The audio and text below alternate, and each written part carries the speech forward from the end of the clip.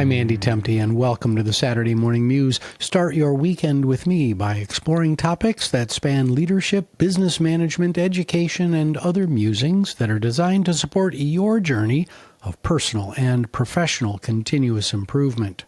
So, what's the formula for career success? Well, there are endless consultants and prognosticators who claim to have the golden ticket to success. I've thought about this many times throughout my career, and with nearly 40 years of experience under my belt, I can boil the formula down to two interrelated concepts: relationships and results. If at first glance this framework appears overly simplistic, well, it is. Each of these words encapsulates numerous competencies and take years, if not decades, to hone and perfect.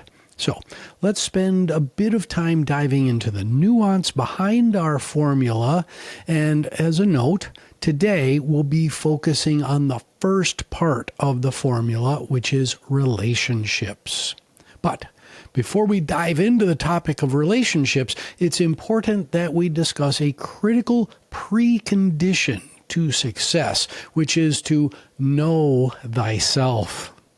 The formula for success sits on a foundation of self-love, self-appreciation, self-awareness, and personal planning. What's your purpose? What's your vision? What's your desired future state? If you're unsure of your purpose and haven't done any personal planning, I've written a guidebook to help you solidify this foundation, and I've included a link in the show notes. You must be okay with the unique human that is you and be able to define what success means to you. If your foundation is shaky or undefined, then you'll just end up chasing shiny balls, the next big new thing, and definitions of success that are someone else's and not yours. The definition of success must be authentic and customized to you. Authenticity matters. Well, I'm sure you've heard the phrase, "It's all about who you know," many, many times before, and some folks get caught up in its exclusionary old boys or girls club elitist undertone. "Oh, I'm never going to make it because I was never part of the cool kids club," goes the common refrain. Yes, there are examples that we can all point to where a friend or an acquaintance received the family connections fast pass into the world of work, that so-and-so got her plum job out of college because mom, dad, or Uncle Stewie connected her with the hiring manager at company XYZ and pulled a few strings. These stories get stuck in our minds and make us feel inadequate and left out, conjuring up all sorts of FOMO or fear of missing out memories from high school or college. But these instances that are burned into our psyche are less common than we are conditioned to believe. Instead of getting wrapped around the axle of feeling sorry that our parents weren't as well connected as our friend down the street, let's zoom out and broaden our lens a little bit. If we're frank with ourselves and we pause for just a moment to objectively look into our past, to think of all the people we've been introduced to, teachers, coaches, family friends, supervisors, community leaders, colleagues, academic advisors, did we treat these connections as seedlings to nurture and grow, or did we dismiss them as unimportant transactional encounters?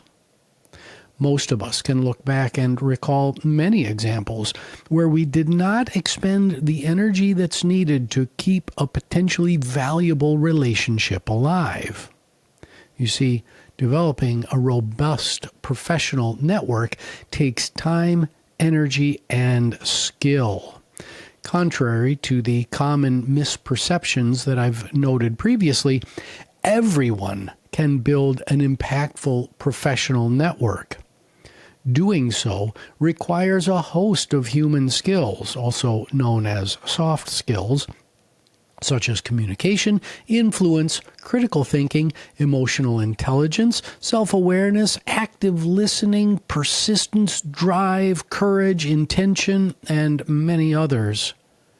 As an important aside, professional networks can contain people whom you consider to be friends, but don't conflate the two groups. This is a common tactical career error. Professional relationships are, for lack of better terminology, professional. The intersection between your friend network and your professional network should be small when viewed as a Venn diagram.